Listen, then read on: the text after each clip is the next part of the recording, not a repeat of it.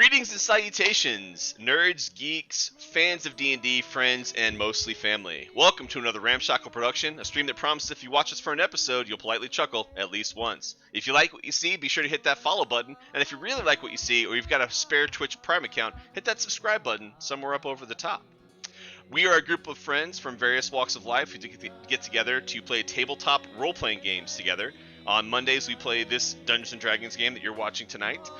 Every other Wednesday, or every third Wednesday, we do a Edge of the Empire Star Wars role-playing game, hosted or GM'd, by Tim Jones. And we were doing for a couple of years a meet-in-person D&D game DM'd by Lee up there. That's currently on hiatus, taking a bit of a break. But in the meantime, you can check in on Mondays at 8:30 and catch up with our stream. This party of intrepid adventurers has made their way to Saltmarsh for a variety of reasons. They were given a quest to go look into a haunted house by a Monastrad Steelbreaker, an emissary of the dwarving mining community here in Saltmarsh. The party set forth and discovered that the house wasn't in fact haunted, and instead was owned by a group of ne'er-do-wells, led by Sambalat the Wizard, who the party dispatched with great haste.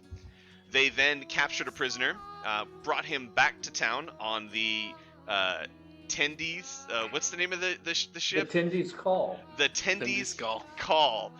The sailboat that they found docked in the caves underneath the haunted mansion. Upon returning to town, they turned over the prisoner to Eleander Fireborn, had some conversations with Carl the town drunk, discovered that Carl was a little bit more than he seemed, had some skullduggerous skills, and imparted upon the party some knowledge of a pirate crew that he was a member of, that had been taken over by some other pirates, and they had a camp east somewhere of Saltmarsh. When we last left the party, Eleander had taken the prisoner and said he was taking him to the town council, and they would meet with the party the following day on Wine Day, or Wednesday Day. The party now, it's about 9 o'clock in the morning on Tower Day, Tuesday, and they have the remainder of the day until about midday the following day to perform actions across town. They've discovered a few threads to pull on in the campaign, if they so choose. At this point, we'll turn it over to the party. We will have Bones, Devin, joining us here momentarily. He's running into some EBCAC issues, and once he resolves those, he'll be joining us. So, party. Is he purging? Yeah. Great on the ass. Great on the ass. EBCAC? Yeah. So, party, or Valkorian and Bones, what are your actions, good sirs? Warren, I'm gonna go give Carl a little bit of a talking to. Does he owe you money, or have you noticed any of your belongings missing? I'm gonna check my stuff. I'm assuming he probably didn't steal from me. Roll a d20, make an investigation check as you search through your goods.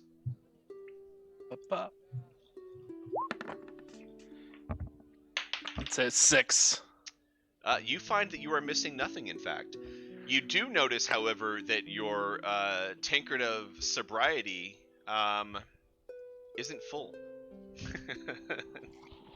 Well, I assume that he's still a little bit of. I'm just gonna dump it out because at this point it's pretty old. Mm-hmm. Pretty old to that. You can tell him he can collect the rest of it off the ground. But I have no interest really in going to see him at this point. Oh, very good. I think I may go check in on that. I'm gonna pull out the hammer and wave it around. I may go check in on this hammer and see what those fake dwarves down there at the forge are doing. And you'll notice it. Sorry. Oh, sorry, DM. No, please. Is that something you're going to need backup on? We still have the unresolved issue on what we're going to do with the booty that we came across, the barrels of brandy, as it were. I think for now, let's come back to that. I shouldn't need. I'll tread lightly. If I need backup, I won't evoke anybody, and we'll find you later. Mr. Bones, you're looking quite ravishing this day, sir. Why, thank you. Anything you need me to do for the Tendies call, or will you permit me to go track down Carl and have a conversation? Talking to Carl would probably be pretty good. And that ferry guard who was talking shit to me, I don't know how far away that I might go visit him for a little bit. Maybe dust my knuckles, as he put it. If you get my drift. Oh, I certainly do, sir. And if you really want to put a shine on him, as you approach, said, I'd give you a nasty look, but it appears as if you've already got one, and then just give him a good one to the jaw. That's fantastic. All right, Very so good, it sounds like, Warren, you went ahead to the Dwarven Anvil, which is marked on the map of Saltmarsh for you. Mm-hmm. It sounds like Valkorian and Bones want to head back to the Wicker Goat and the shed outside of the Wicker Goat to chat with Carl. Is that correct? Okay. Meanwhile, Nimbus and Maris have already shared with the party in the morning. They're going to the temple. They're going to go to the Temple of Procon, located at the north end of town. In fact, yes. Let's move to the Wicker Goat and adjudicate that as the path from Whole Watch Tower to the Wicker Goat is closer, and then we'll deal with the Dwarven Anvil and Warren's adventures in just a moment. So, Valkorian and Bones, you guys make your way along the path there, a short little jaunt down to the Wicker Goat, and still sort of sitting in the bushes, elbows on knees, head between legs, continuing to purge the contents of the night before, as Warren did quite a good job in getting Carl drunk to the point where Carl dropped the facade of the town drunk and shared with you the information about the strumpet and his previous adventures. So as you walk up, he sees you over the shrubs. That's no more drink today. Maybe in a few minutes. It appears as if the great drinking king's crown has been shattered. How you feeling over there, Carl? You still saturated, as it were? I regret many things. I think meeting you lot is one of my larger regrets, and I've killed people, so let's put that in perspective.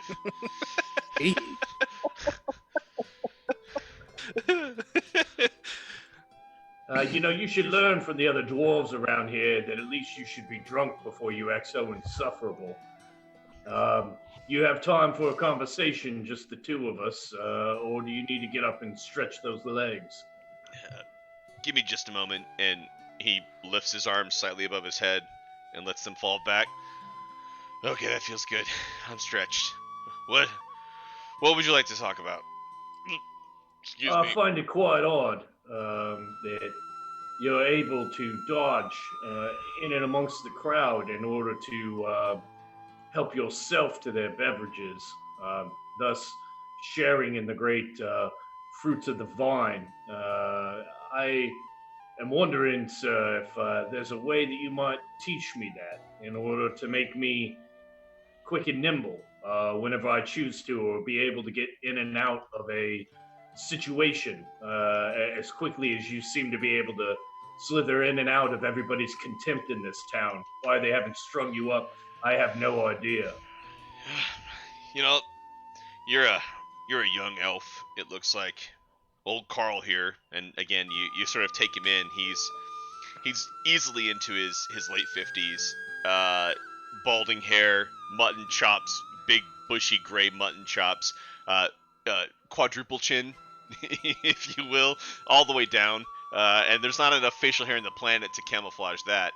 But he says, you've clearly seen some life in your time on Egron. Old Carl here has seen more than his fair share, and I've learned that while the blade can settle an argument, not being seen can lead to no argument at all. As we discussed last night, earlier, whenever it was, sometime when we chatted, if you were to get me a room for a week, I would gladly teach you some of my tricks. And with that, Carl, make a perception check, Valkorian.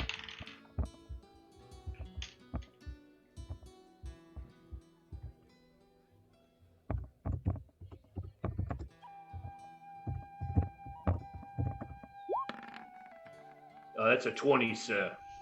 So you notice barely, he's pretty quick with it. As he's talking to you and got his hands leaning over, his left hand has reached into what appears to be a slit in his clothing, and he starts rolling a copper coin across the top of his hands. You see the traversal barely from the belt to the hands, but you can definitely tell that this is a man that's adept at not only stealth but also sleight of hand. Yeah, I'll. Carl, I don't know what I find more impressive necessarily. The fact that you were able to palm that coin so quick, or the fact that you can be so quick after not avoiding detection with so many meals with those turkey gobbler chins you've got dangling there. Teach me your ways, and that week will be indebted to you. Gladly. uh, shall we go inside and let Lankus know that you're covering my room? Yes, all in due time, friend. All in due time.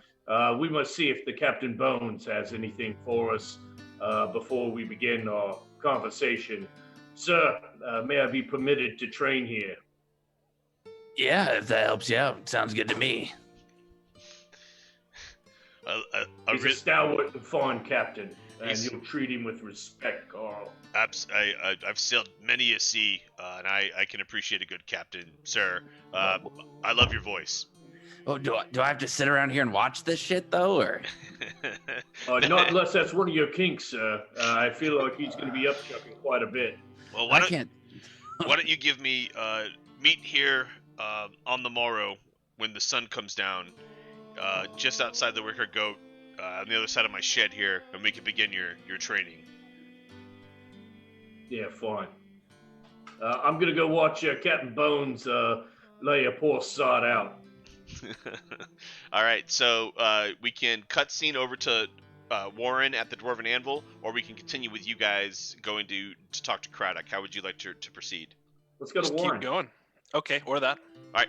Yeah, shut up. We're going with you, man. We'll cut over to Warren then. Warren, as you make your way through the town streets from the Whole Watch Tower over to the Dwarven Anvil, roll me percentile dice. Roll me a D100, please. 75. Scroll to 75. Okay. So as you're walking down the street, and right about here at the edge of the market, there's an old woman standing on the corner there on that'd be the southwest corner, because this map north is to the left and east is to the top. Right. She's standing there, and as you walk by, there's something about you that catches your eye, and as you look over at the corner of your eye, you see that she drops a human skull on the ground, and she quickly, picks it up and puts it back under her robe and says, "Good morning to you." And she kind of turns and that lady really enjoys her head. she kind of tucks it up underneath her dress and sort of starts to waddle away. She moves a lot like a Skeksis from the Dark Crystal. Does she appear to be as homeless looking as a Skeksis? No, she's wearing a tattered dress, but most of the folks around Saltmarsh are salt of the earth people. She looks just like in your mind you would assess a weird lady who, for whatever reason, had a human skull. Maybe worth noting for future, or if you'd like to engage with her in conversation, you're obviously welcome to. I'll just briefly approach her and be like, "Lassie, I might want to make sure your head's on straight before you walk around out in public with something like that." You mean Ricky? And she pulls the skull out and holds it. "Ricky's my friend!" And she grabs the bottom of the jaw and she starts going, "Hi, I'm Ricky." I'm just gonna walk away. Alden's beard, there's something wrong with her, and just walk away. Hey, thanks for the follows. Bag here, Danger. So you make your way over to the Dwarven Anvil in town. You can hear the clank clank of the hammer on the anvil in the town of Saltmarsh. It's wine day. It's morning, so it's not super busy. There's not hundreds of people on the streets, but it's a busy day in the town. As you round the corner and you're coming up the street towards it, the bulk of this open air blacksmith shop is covered with racks of metal goods in various stages of completion. Hooks, nails, harpoons, knives, fishing weights, a few weapons, and some armor can be seen around the shop. A large forge dominates the left side of the stall, and a door that leads into an interior space can see behind a single large anvil with a clear sign of dwarven origins. A small shrine to Moradin can be seen under the eaves to the left, though it is somewhat neglected. Standing at the anvil is a mid-sized woman, probably about 5'9", 5'10". Half of her head is shaved off, and she has blonde hair, or what should be blonde hair, but clearly has the soot of many fires and blacksmith smoke. Has discolored it slightly. She has rippling biceps and forearms. She's pretty thin, otherwise a slim woman, but her upper body, she's definitely got a she's a bit ripped. She wears large leather gloves and an apron. Standing off to her to the side is an older man you can see, and he's got what appears to be a pant leg cut off and on his head, sort of tilted to the side. He's got a thick gray beard. He's wearing a well-crafted apron, and he's holding up a pair of tongs, and he's got a piece of heated metal in the tongs that he's looking at closely. And as you approach, the woman says, "G'day, Master Dwarf. How are you?" What's that, dearie? The old man behind her says. "What? Who are you talking? Are you talking to me?" "No, Paul. I'm talking to the dwarf who's approaching." Before we do that, can I take off the plate that I found on the dead dwarf and just like put on traveler stuff? We'll assume that you did that back Cool. before you got here, because it's about 15 minutes to doff armor. So we'll just assume that you had done that. Oh, hello, Perfect. fat cat. Sorry, I'm my gonna cat. make sure I'm not outing myself early on. All right. I'm looking for a friend of mine. Monastrad sent me after him. He's a dwarf. I don't know if he worked for us a lot. I actually don't know him that well, but he was supposed to be doing some work, and he seems to have disappeared. I was wondering if you had seen a dwarf around. I've seen a few dwarves. I'm looking at one now. Clearly we're the dwarven anvil, and we get a lot of dwarves that come through here. I'm gonna need a little bit more than that. And over her shoulder, the old man. Hey, hello, Master Dwarf. How are you? My name is Mothara. This is my daughter, Jask. Hello, good to meet you. What can I do for you today? And she's, Pa, I got it. And you can tell she's raising her voice to talk to her father. Oh, okay. Well, let me know if you need anything, okay? Yes, Pa. No problem. I got you covered. He's not been right in the head since the bump, the accident. Oh, lass, I'm sorry to hear that. I hope he does get better. I mean, it's been a while now. I don't think he's getting better. So about this dwarf, can you give me a little bit more to go on besides dwarf? So seems a bit racist coming from a he's dwarf even. He's a smith. I know that. I've seen him around and working the forge. I know he's a smith. I actually have his hammer. He seemed to have left it behind, and I'm gonna produce the hammer and show her the finely crafted blacksmith hammer we found on his body. Roll me a perception check. Okay.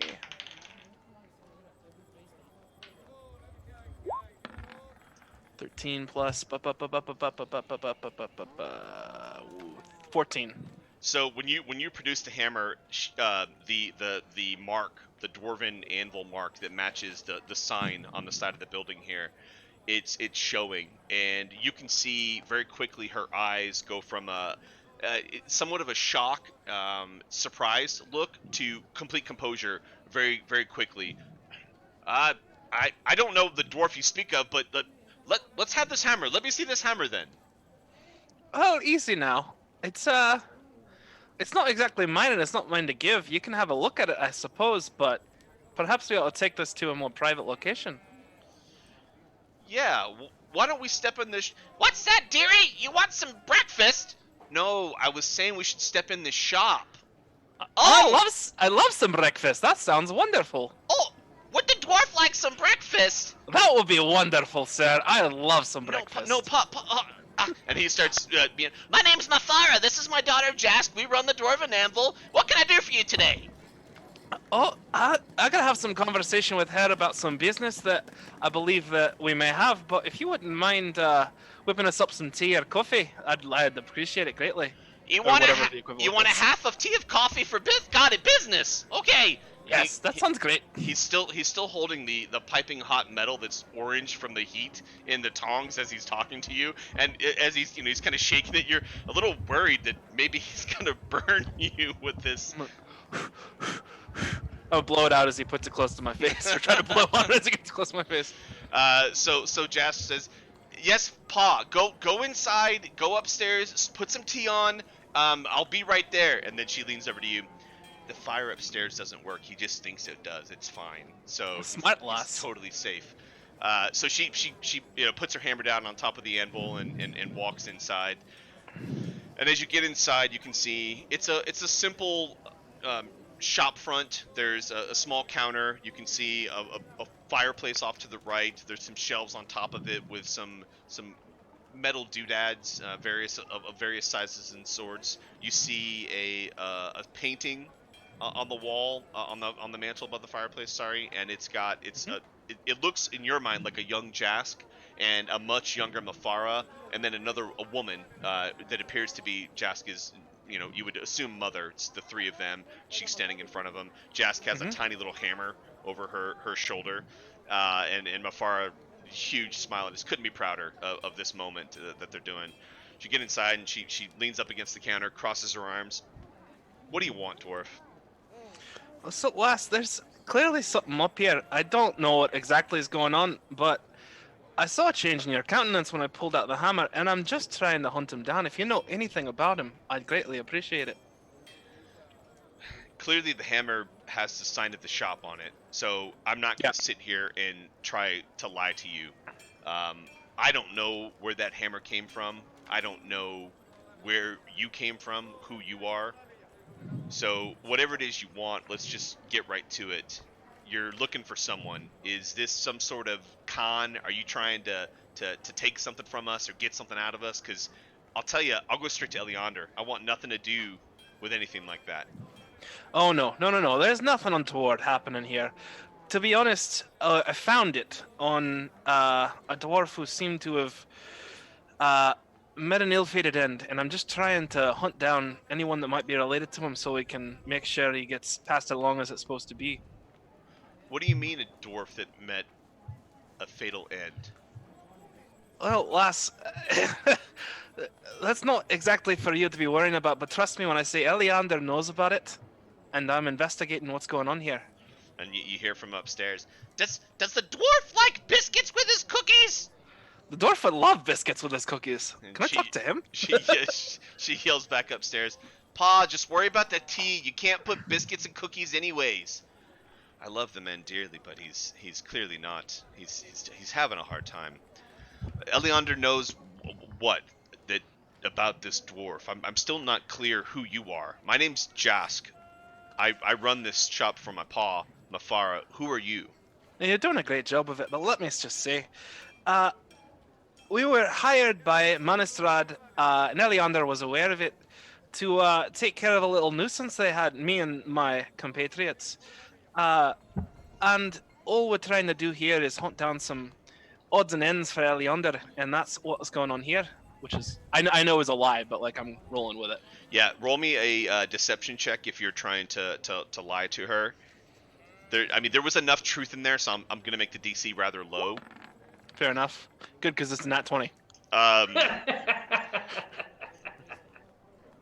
She starts nodding her head. Monastrad is the Dwarven Anvil. She's come to talk to us a few times. I know she's interested in getting the road from here to the mine put together.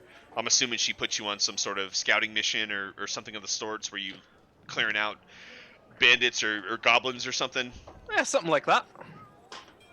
I don't know this. I don't know this hammer. I don't know this dwarf you speak of. Me pa was given this shop from our business associates, and we've been running it for a while now on their behalf. I don't know you. You still haven't told me your name. Oh, sorry. My name is Warren Thornsworn, which is another reason I'm interested in this. If I'm being honest, the the name of my clan, if you can call it that, is on the side of it, and I'm gonna show her the side of the hammer, and to be like, do you think that this is perhaps one of your father's associates?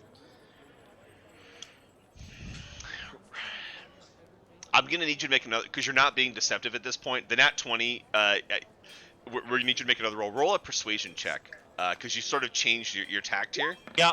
Still 15. good. Still good. My father, we do work for the dwarves, of course. We do some of their mining supplies. Obviously, with their headquarters just on the other side of town, they do a lot of their own work. And you, as a dwarf, know that a dwarf will tell you their craftsmanship can't be beat by some humans. I personally would take that challenge. I'm quite the smith. And as she says that, she kind of, what you notice all of a sudden is how big her hands are. Like, she's got Tom Cruise from Tropic Thunder size hands.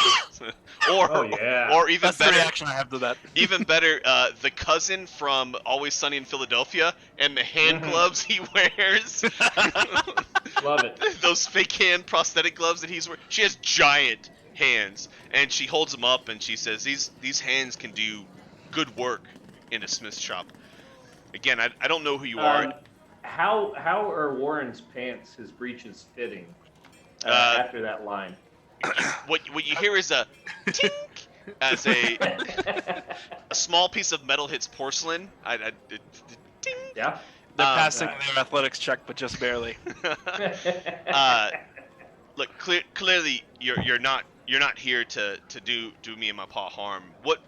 I don't know this dwarf. What else can I do for you? I'm just trying to hunt him down. If you don't have anything, I guess what I would ask is that if you hear anything, come find me. We're down at the Wicker Goat. Wicker Goat. Thank you. Caw-caw! Look at the map. We do plot crows here, not plot pigeons on Ramshackle Production.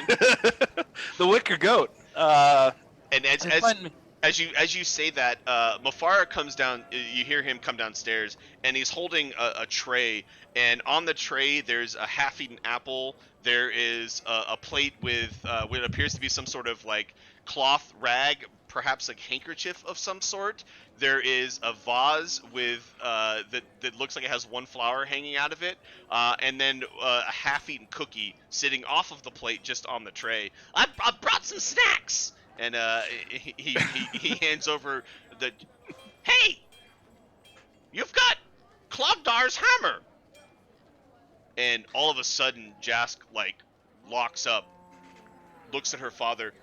Pa, you recognize that hammer? The hammer? What?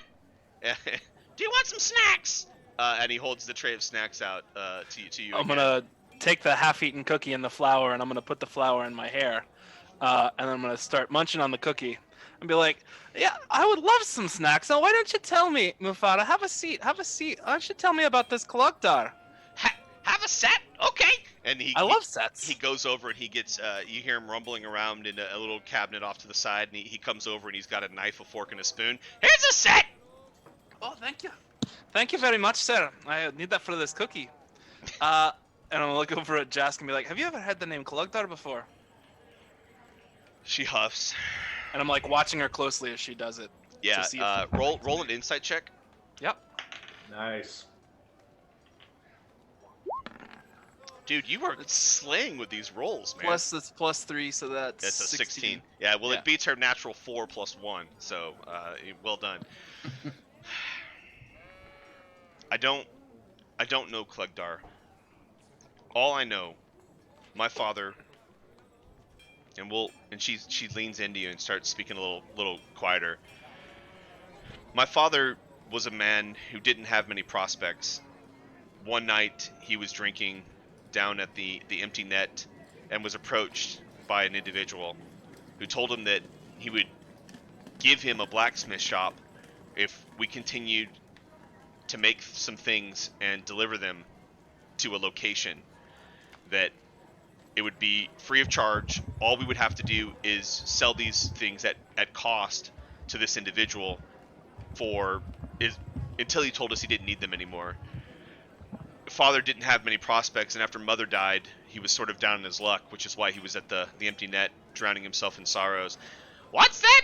The empty nest? There's no birds in here. I took care of them mockingbirds a couple of weeks ago. Yes, Pa. Yes, it's fine. Why don't you go outside and work on the trinkets?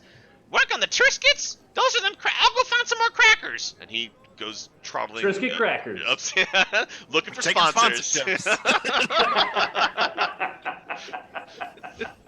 I love that wasn't even a planned product placement. It just kind of came about. So just think of that. Yeah, keep telling yourself that. Nabisco. Yep.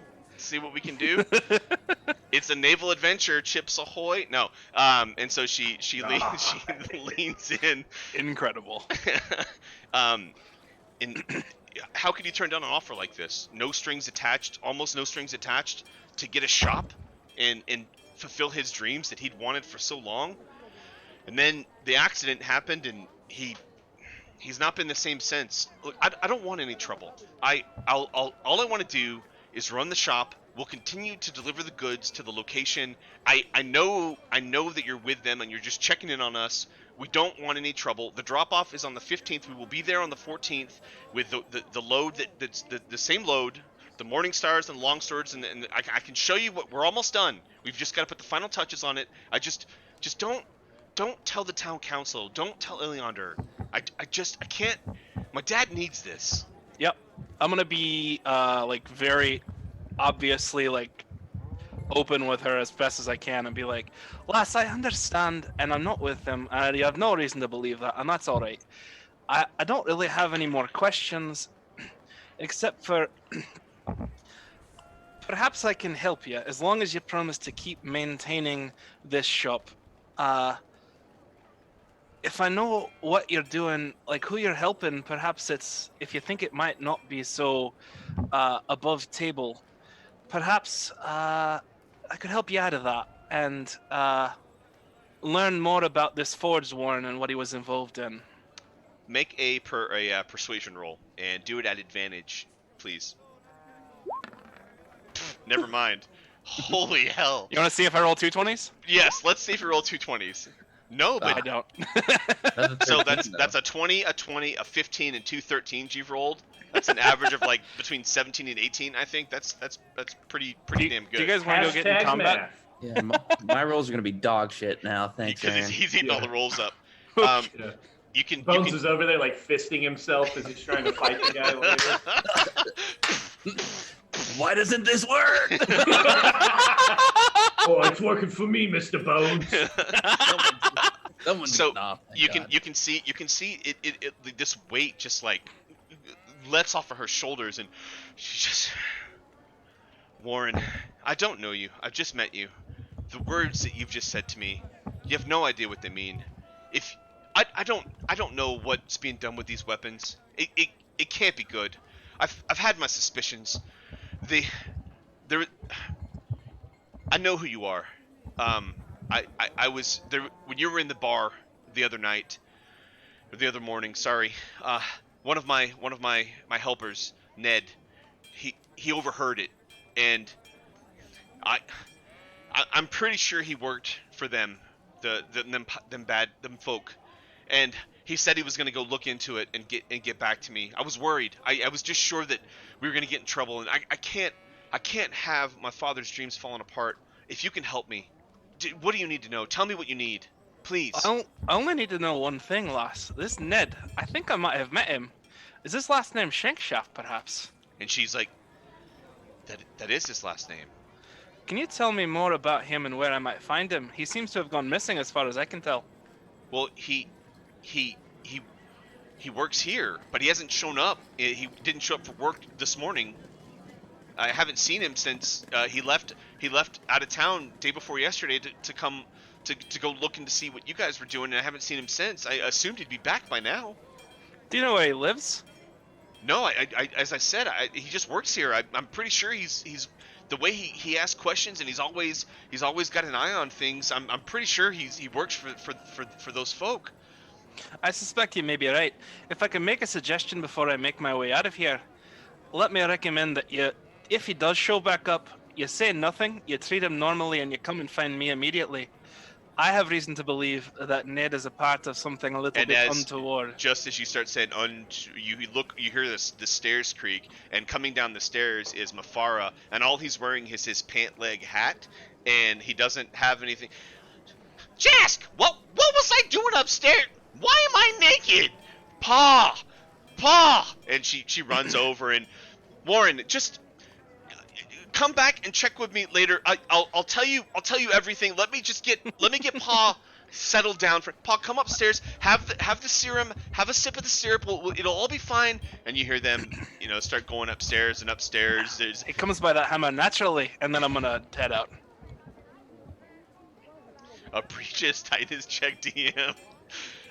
Cool. So we're going to screen wipe as Warren walks out of the Dwarven Anvil back over simultaneously what was happening with Valkorion and Bones as you So guys Captain Bones, you're young for a captainship. You got to be quite proud of this. The Tindy's Call's not necessarily a great ship of the sea, but we'll make the most out of her. I believe you're ready. It should work, but Valkorion, I'm not sure I'm a captain. I'm a first mate. No, we didn't put it to the vote. The sailors' rules are that we put it to the vote. I'm not just automatically captain. Cannon. Sir, you are more than qualified. You've seen many a sea. You understand the way that the water works. I still have quite a bit to learn from you.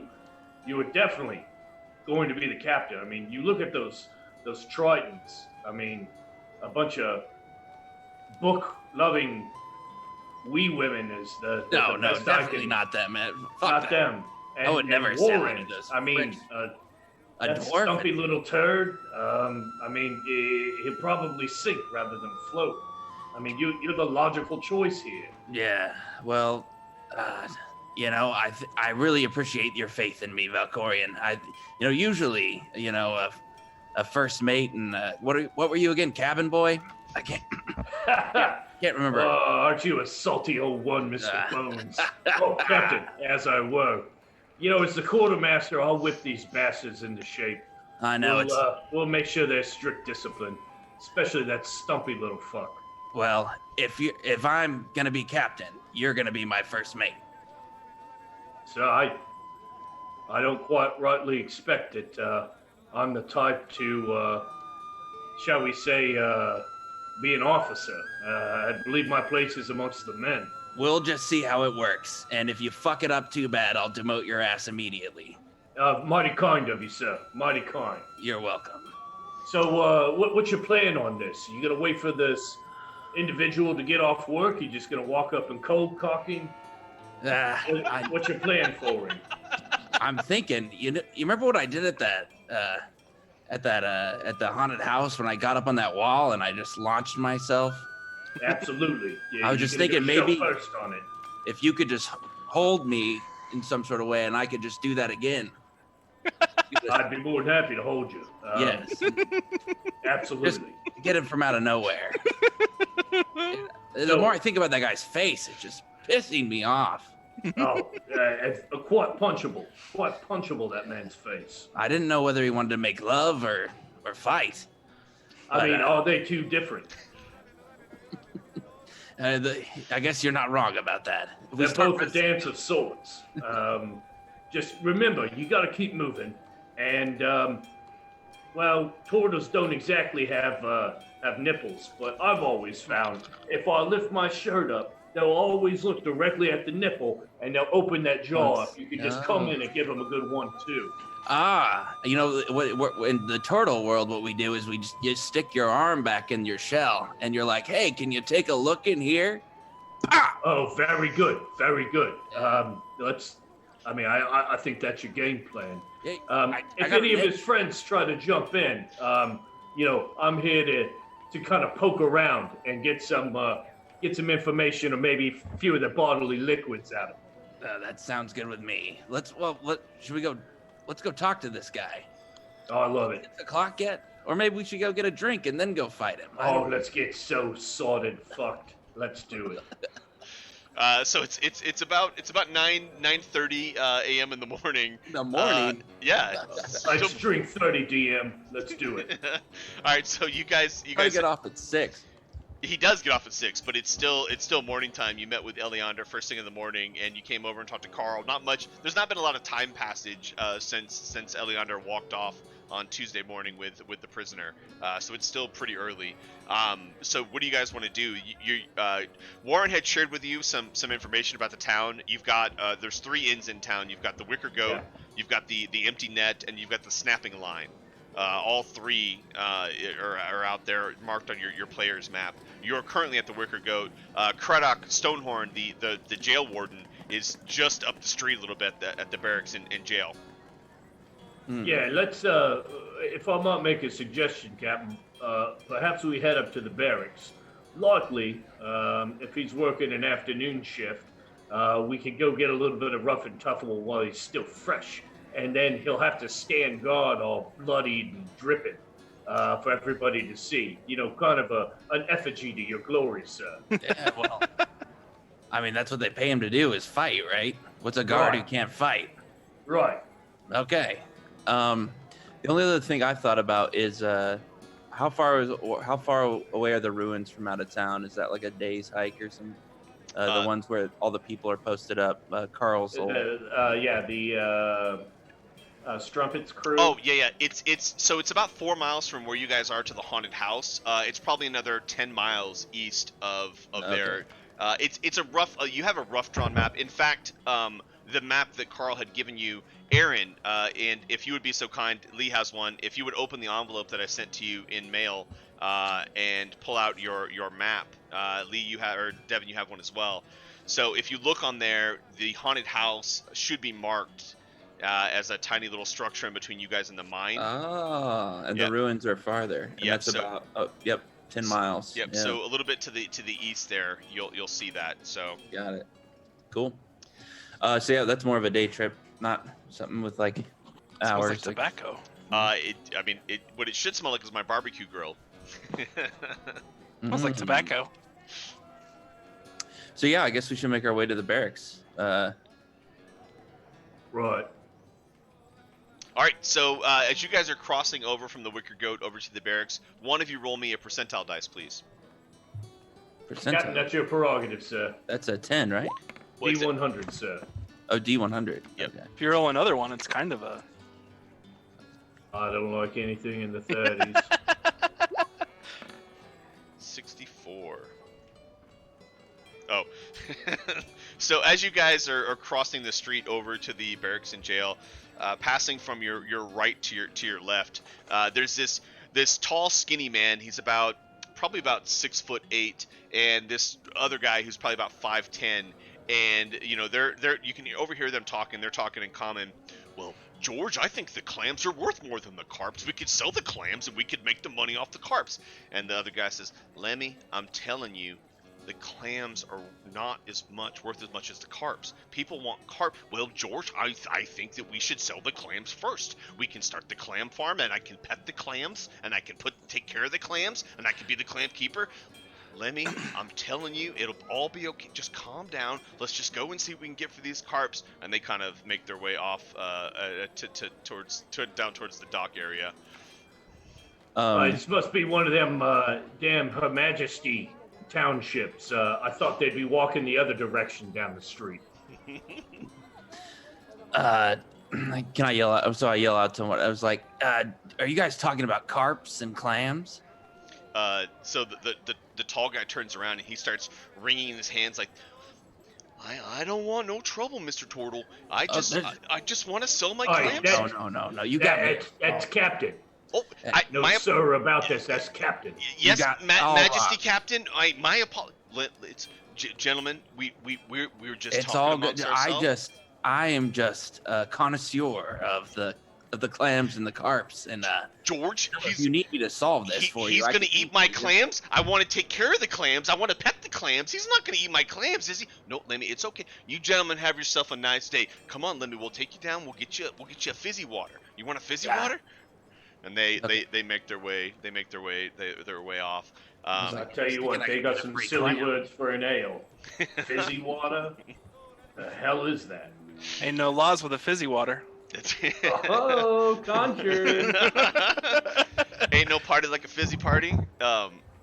So you guys make your way across the street, and as you round the corner, leaned up against the front of the barracks, you see old Kredek wearing his gladiator garb, adorned in his helmet. He's got his stick, and he's sort of doing like maneuvers. Like there's no one standing around, but it looks like he is auditioning for Dancing with the Gladiators, that program that they run on medieval TV. And he sees you coming up on the left, says, "Aye, good day there. If it ain't my turtle friend and the sea elf. You two look real nice this morning. How are you? You come back for a knuckle dust, have you?" Yeah, I've had a second thought on this, and thinking about your face all morning. Or was it all? Has it been 20 minutes? I just had to come back here and say hi to you. So he puts his stick down, and he takes his helmet off, and he's got an oblong, unremarkable face, scarred up. He's clearly been beat quite a bit, cropped wavy red hair and blue eyes. If you've imagine Randall Thor, but who's been beat up a whole bunch. So that's sort of the face that he has. "You say the nicest things, you do. My name's Craddock. I don't remember if I introduced myself to you last time." And he reaches out and he tries to go in and grab your forearm and do like the warrior handshake Gladiator? thing. Yeah, yes, the gladiator handshake to you. Do you reciprocate? Yeah, I'll go for it. So he comes in and he grabs you. I need you to make a strength roll because Ooh. he is gripping your arm really, really, really tightly. God, fuck. I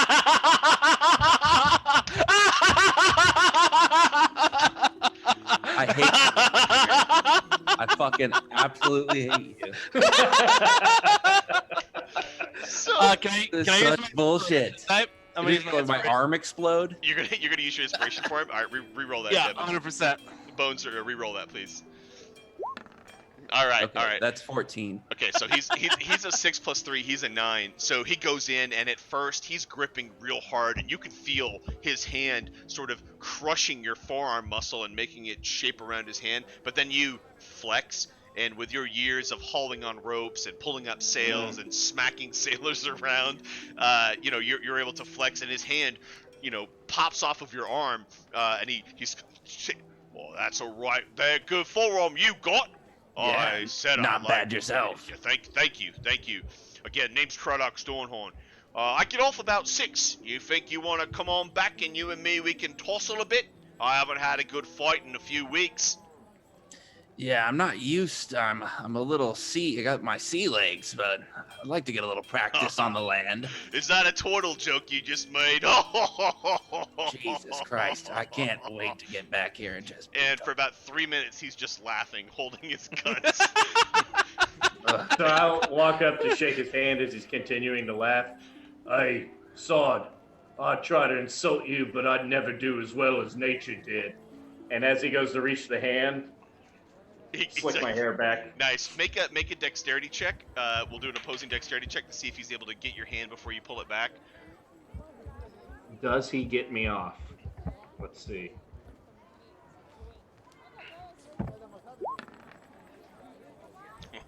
Oh, got a 10. So as you go to pull your hand back, he rolled a 9, it ended up being a total of 9. So as you go to pull your hand back, his fingers just grasp at the tips of your fingers, but you pull it back and do like this.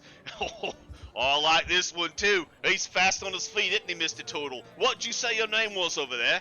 That's Captain. Oh, sorry, my apologies. Captain Turtle. Is that your name then? Well, that's a little premature, but you can call me Captain for sure. Oh, it's good Captain to meet Bones. Bones. Captain Bones. I bet this one knows all about being premature, am I right? Oh, he's got the good jokes. Oh, this I one. see you. I see I you. see you too. Oh, I really like you too. Hey, how about this? I get off at 6. You boys come on back. We'll head around the back of the barracks. I'll take the 2 of yous on, and we'll just get to smashing. Yeah, I mean, I like a good smash. Well, Maybe Right. maybe after we do that, you and I can talk about the other. Oh, gee, that's what I was saying, Valkorian. I don't know what he wants. Right. I mean, you're a handsome man. Oh, Ever since we got to Salt Marsh, I think every other person's trying to me. Yeah, but can you blame them? Yeah, no, can't do All that. right. We got a full day for us to spend. Let us head down to that dwarven doohickey, see how Warren's making out, and perhaps we can move some brandy. Yeah. Make a hefty little profit. Get a breakfast. You two, your business lock, I really like that about you. You're funny. You clearly you know your way around a fisticuffs. I like you two a lot. You come back now. We'll have a fight. Maybe I can teach you a thing or two there, friend Turtle. Do yourself a favor and hydrate and do some stretches. I don't want you coming up lame while he's giving you the business. No, that's a really You good want your point. limber. Yep, there's a lot of water around here, but not too much to drink. So I'm gonna find me a skin, and I'm gonna get to drink, and I will be ready for you. You can guarantee that. Craddock Stonehorn will be there. I will see you later. Not even just one skin. You'll probably want a good 4 skin on your lips. 4 skins on my the way lips. he's That's gonna be right. giving it to you. And they'll just fall. Maybe I'll stay hydrated. I won't get my armor all rusty. Yeah. Right. You do you. Yep. My stick in my ball, and after I have 4 skins, we'll see you later. Yeah, right. Jesus. Right. What a moron. He puts his helmet back on. Oh, I think you're number 1 too. Clearly he couldn't hear Yeah, you. right. Hook 'em rhinos. Yeah. All right, here we go. So you guys make your way over to the dwarven anvil, and as you're rounding the corner, Warren starts walking out. As you guys sort of look, you not really bump into each other, but it's sort of perfect timing. Oh, you got a little bit of crumbs there in your beard. You stop off for a little bit of a cookie break. I'll tell you, I wish I'd had a little bit of a cookie break, and I'm gonna grab the elf by like the shoulder as best as I can and like drag him around the corner to like point his head at desk. Be like, well, that's what I wish I'd been eating. Oy, she's got an interesting shaped head, Jib. Damn. I don't. You see those arms? That girl is muscly. She is muscly. I think I can. I can do this. Let me just. I mean, you're likely to disappear in a set of dick beaters like that. That is every man's dream, as far as I'm concerned. Right.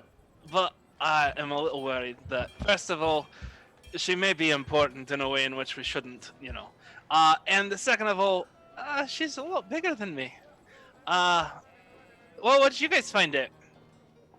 Apparently, the captain here is going to be dusting up some tusk putts. Come around 6 p.m. this evening, right around the time for dinner bell, as he's getting off of a full day's shift. That's about it. Carl and I are going to start doing a little bit of interesting conversations next day.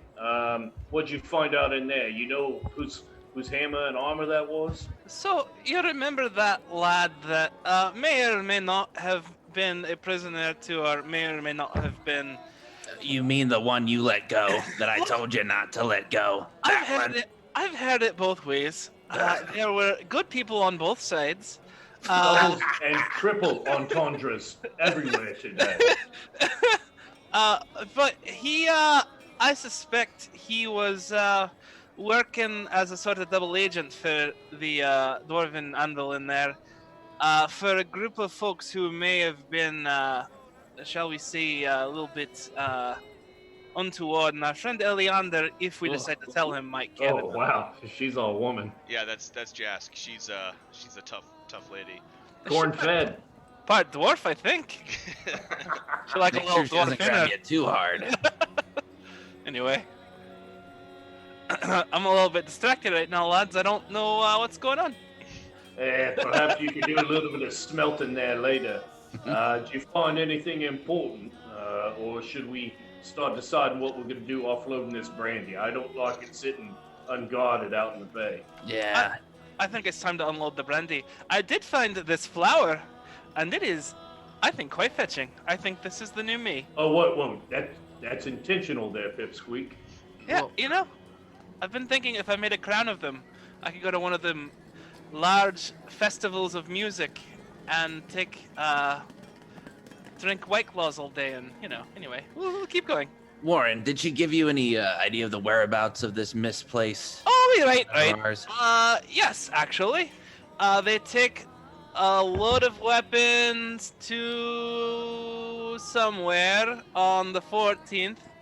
I don't know exactly where it is. I can come back and check later. She seemed a little busy right now. So it Yeah. sounds like you got no intelligence while in there. Is that a fair assessment? I Mr. wouldn't Warren? entirely disagree with that, but you'll have to remember I promised not to get in a fight, and you tell me you don't want to fight that. Yeah. Well, right. Well, at least we know he works at the Dwarven Anvil, so. Well, I wouldn't Might say come that's back. true either, actually. I would say that the dwarf we found may or may not have also been evil, or bad, or into some untoward bullshit, if you will. Ah, Here's what I know. I don't know a lot. that's obvious. That's the end of the sentence. It seems like you're wearing quite a bit of plot armor there. Perhaps you could dig a little bit deeper and Alright. think about he was positioned in the basement, not in the dungeons where no, we this were. This was Ned. He was upstairs. The only one whose name, as I recall, we asked for. I don't think we actually asked for the guy named downstairs, now that I think about it. Nope. Oh, wait. Never did. So the armor and the hammer that you were carrying that we found on that body Yeah. is what got them to give you a name, but it was for a different individual at a different part of the house? Well, I might argue that what got them to give me the name was my charming good looks. But that aside, yeah, the dwarf we found in the basement, I believe his name was Clogdar. I think he used to own this establishment, and he gave it away to her father, who was a lovely man, in exchange for delivering weapons on the 14th that I suspect she makes by herself. And they got the entire establishment, as it were, as long as they did that. Well, that's quite a bit of information. I mean, you didn't come up with nothing. You have the coherence in your sentences as somebody with a brain who has encountered a mind flayer. Speak clearly, please. We are on a very limited schedule here. I think I don't. Use full sentences. That's all I'm asking for. Valkorian, let's just deal with the bourbon for I'm now. taking a walk. I'm taking a walk. Taking a walk. Should I roll an intimidation check or what?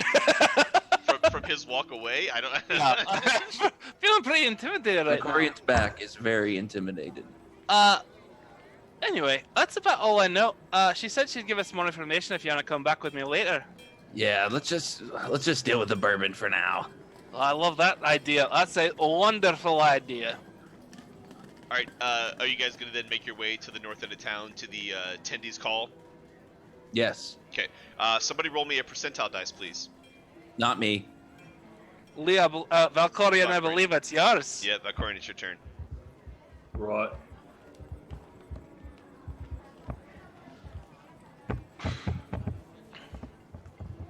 Lads, I'm out of alcohol. Be right back. Ooh. Oh wait, no, I'll stay. Go on, fuck yourself, because we just need one more. One more for it to be nice. That one is actually pretty nice. Actually, it's kind of funny. So as you guys are walking, you're making your way to the north side of town. Again, fairly busy day through town. But coming down the street from you, as you round the bend here, coming around the corner, is a woman. She's wearing, she's got sort of an antler helmet on, if you will. And she's wearing what appears to be leather armor, leather clothing with in the shape of leaves and things like that.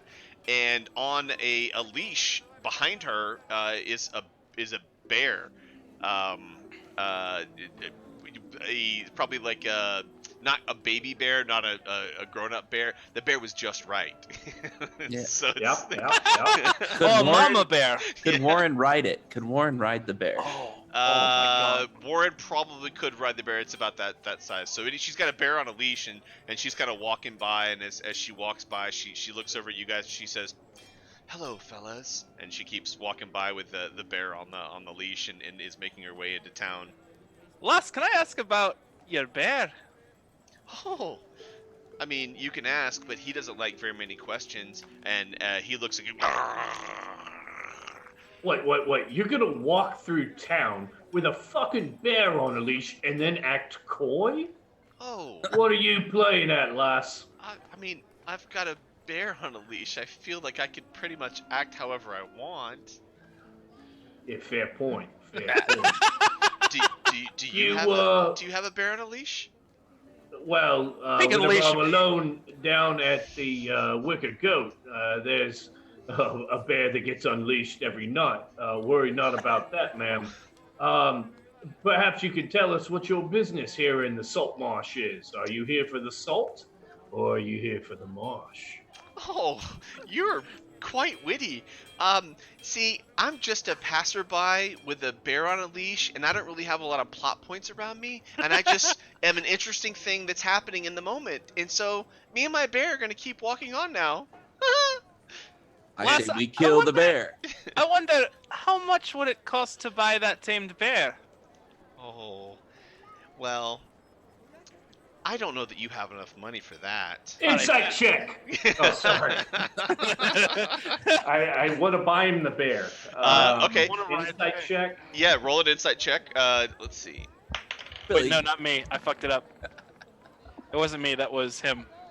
You can't Wasn't put me. a bear on the leash and expect us to ignore it. In fact, I don't expect you to ignore it. I just wasn't ready for you guys to question it, so I didn't have a story. And now that you're rolling dice Look, and stuff, Yeah, I'm but I building. mean, like, think about it. Why the fuck would somebody have a bear on him? I've seen the Chevalier build for the fighter, and I'm pretty interested in it right now.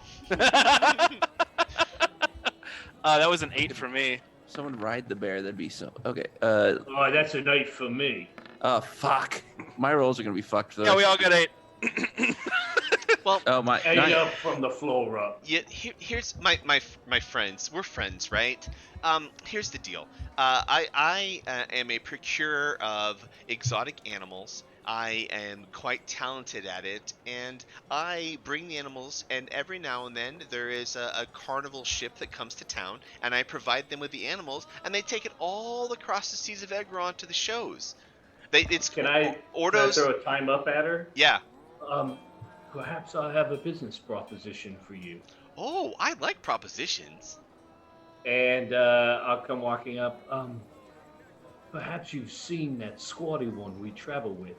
His scientific name is Prematorius ejaculatus, and I think would make a fine addition to your carnival.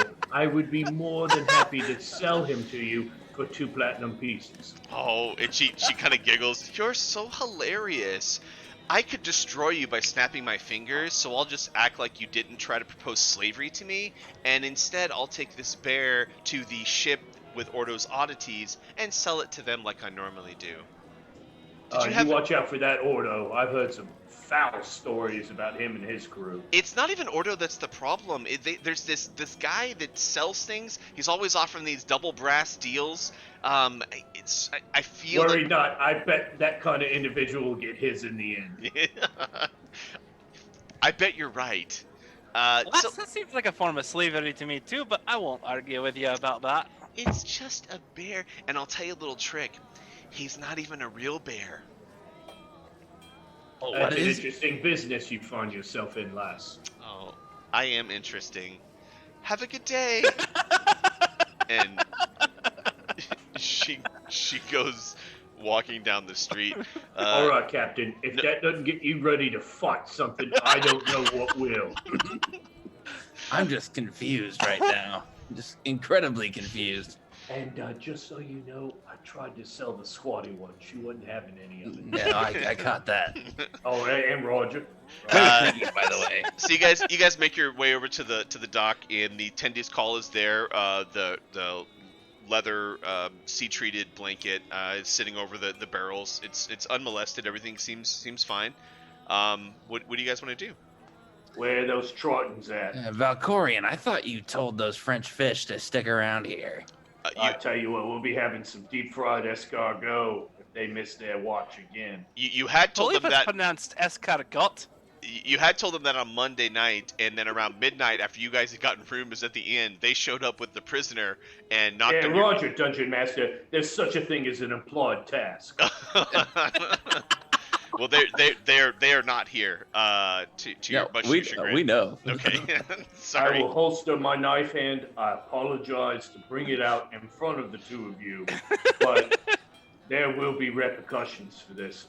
This much I guarantee. Well, let's not be mad about it. Perhaps one of them lost their connectivity to the ether, and the other one had their fucking house burned down. Well, luckily they didn't lose our Nothing barrels like of that bourbon. would happen. Nothing like that would happen in Oh, the given shit. span of a week. I missed that one. Damn. It's too unlikely. We Well, love you lads- guys. We're very sorry about the other one. I hope their ether connection never comes back. What a bullshit excuse. Yeah, Correct. We're gonna roll Anyway. a death save for Mike. Oh, Mike's dead. Yeah. Dead to us or dead as a character? I mean, he was dead to us long ago. True.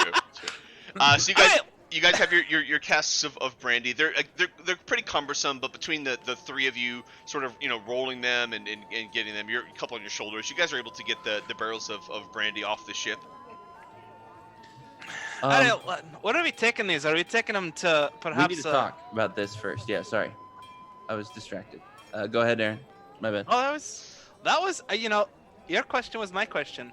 Where are we taking these? Are we taking them to the inn? Are we taking them to Eleander? Are we taking them to perhaps someone who might give us more money for them? Well, Lauren, we know that your girlfriend, Ministrations, has a taste for the brandies, and would definitely enjoy it. We could use that to sweeten whatever reward you negotiated with her. But since we are basing in this area, taking care of your home and hearth might be the smart road with what we're doing at the Wicked Goat. I don't think we take it to the guard. There was something off with what they talked about with the absconding of something from our boat before Captain Ron ended up taking off on the high seas. That's just my opinion. Captain Bones, I will defer to your judgment, sir. Yeah, we know who it belongs to, and they're outside of town. I do, we could use the money. And the guard practically said it's ours. At this point, I mean, the thing I could think of is, after listening to Carl speak the other night, it did kind of pull on the hearts of my seafaring heart, falling asleep, from drinking too much of the grog. It's happened to the best of us. I mean, we could use it to give him, to give it to him to give back, and maybe they take him back too. But I don't know. We might just say fuck it and get the gold here in this position. So I need to think on it for a little bit, or maybe if you guys have an idea about it, I'd love to. How many barrels do we have? We could perhaps split the difference. The only plan I take against is this idea that Monastrad might be like a hearth. I find her to be mostly stony, not warm and inviting. But either way, you trying to get into her honey pot? Is that what you're after? she's not nearly tall enough. I'm more about the taller lasses. Right, so you want old Gollum hands back there. That's the idea. That guy with that jailer we met, that's more my style. All right. Well, then we may want to do the good thing here. Can't even believe I'm hearing myself say this, but take it back down to the Wicked Goat. That might get us some goodwill and let us establish a base of operations down there. A proposal. What if we were to abscond with one of the barrels and take it to Monastrad as not a token of goodwill, but a demand for more money? I mean, that could work. It's a bit wishy-washy. I'm more of a man of action and devote my way towards one area, but All right. we could. Captain, your call, sir. Bones, what you think? That's Captain Bones. He's not my You captain. Tusk putt. Oh, He's he not- is, son. You rode on the Tindy's call. That's your fucking captain. All right, well, we're off the boat as far as I'm concerned. Okay, so everybody stop. Technically, we're standing in the boat. You see these Oh, barrels yeah, here. you know what? Yeah, I'm gonna jump off the boat. Oh, you're right. You're right. You were right. I'm sorry. I should have called you captain, but now you're not my captain. I can't think with the bickering. I Our apologies, sir. I'll have this one whipped into shape. okay. Well, I Or fisted. okay. So Oh, don't threaten me. why would we give the barrels to Monostrad? I see.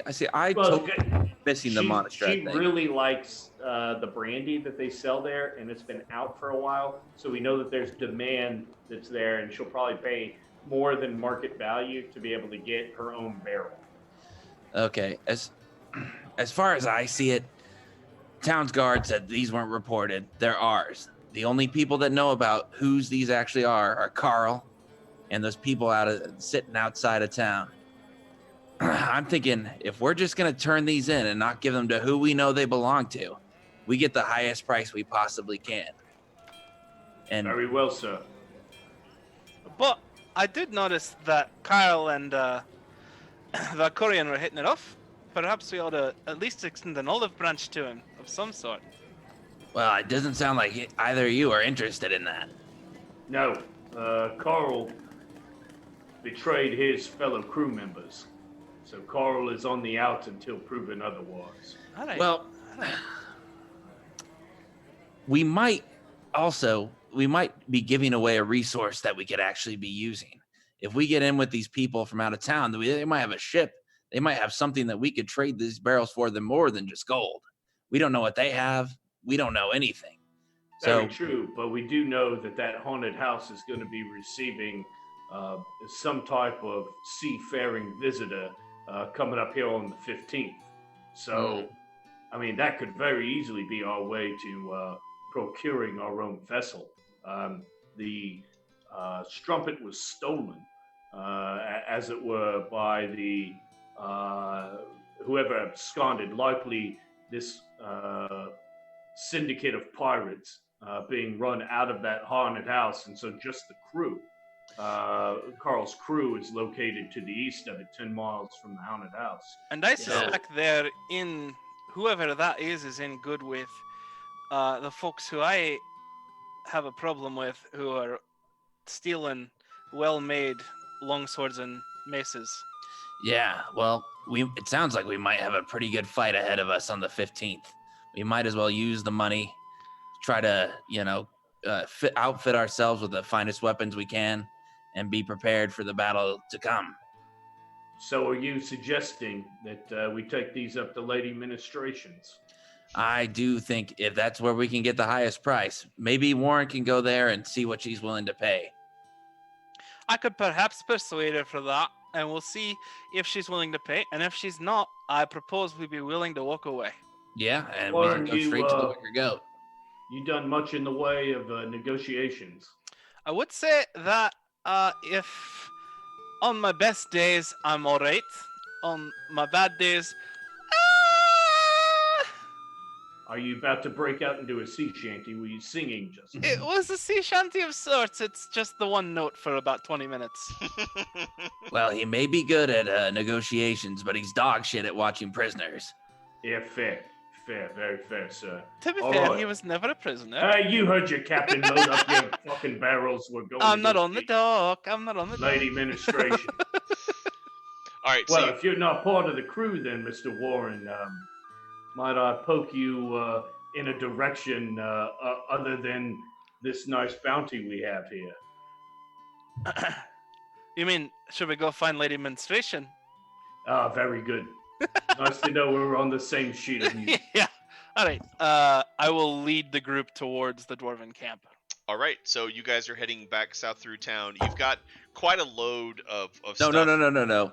We're only taking a barrel. Oh, a barrel. You're leaving the rest of them there. Well, I like okay. that. As Yeah. I don't want to show our hand. Got it. I like Okay. that. We're just trying to get a taste of what Very we good, sir. Sounds How Very many good. barrels? wise. How many barrels total Very do we have? wise. There's 16 barrels total. You got 8 from the cavern where you fought Sambalat, and then in the storage cavern you found 8 as well. And then there's 10 bolts of silk that you found as well between yeah. the two caverns. Can we make a stop off at the temple to tell those assholes to get back to the boat to watch the goods? You certainly can. Absolutely. Yeah. Okay, cool. Silk comes from the butts of Kazakuran worms. I'll be right back. That's Very canon. much so. Reminds me of an individual by the name of Haz. He was a salty bastard, very quick to get below the bulwarks whenever it came to a fight. Oh, I know Haz. He's a fightery type.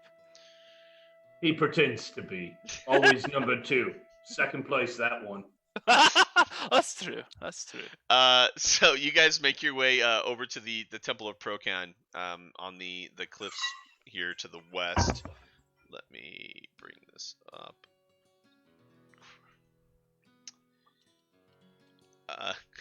So it's a large temple.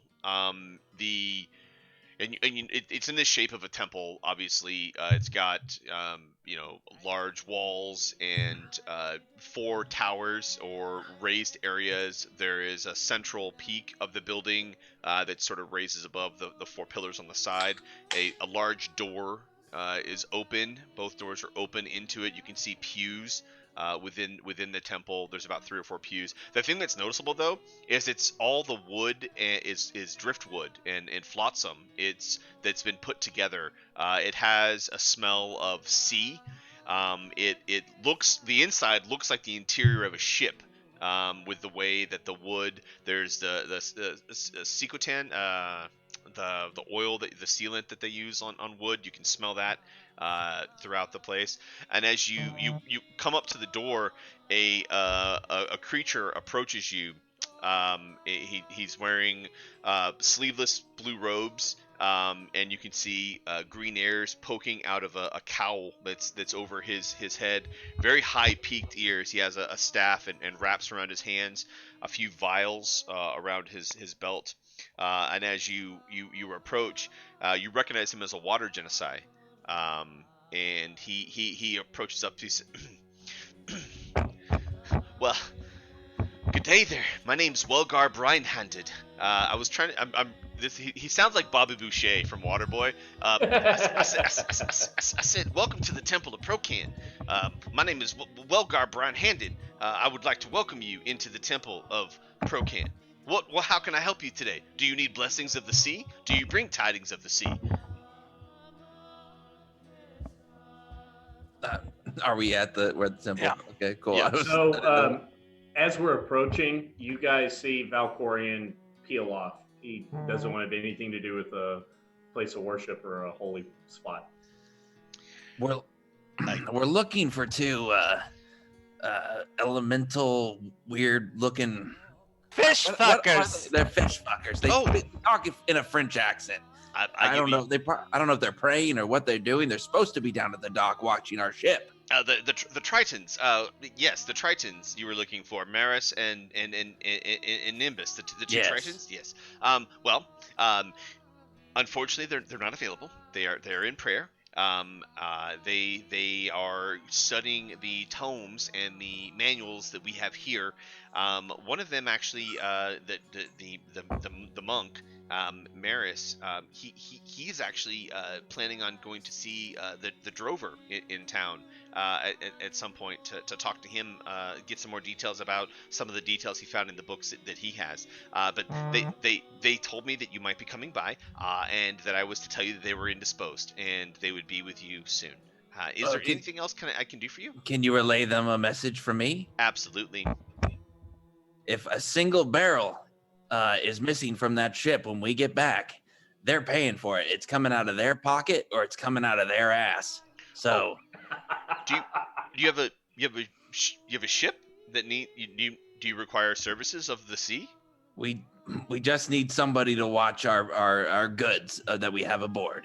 Oh, well, I will gladly help you with that. One moment, please, boy. And he puts his staff underneath his arm and claps, and a guy comes running up. A guy comes vibrating up. A man comes running up. He's probably about 14 years old, young man, missing his front teeth. He looks a lot like Dustin from Stranger Things. He's missing his front 2 teeth, and so when he talks, he's yes, Welgar. Go talk to these gentlemen and tend to their things, their boat. I will make sure that your duties for the rest of the evening are taken care of by someone else in the temple. Is there anything else, gentlemen? Make Mattis take care of his duties. Also, I think, and I'm just gonna walk out. Sounds good. The boy will handle he will look after your ship for you. Will you point him in the direction of it, please? Yeah. So I point. Are we close enough? Can you see it? Yeah. from So here? you're on a rise here, so Yeah. you can see down into where the ship is pretty easily.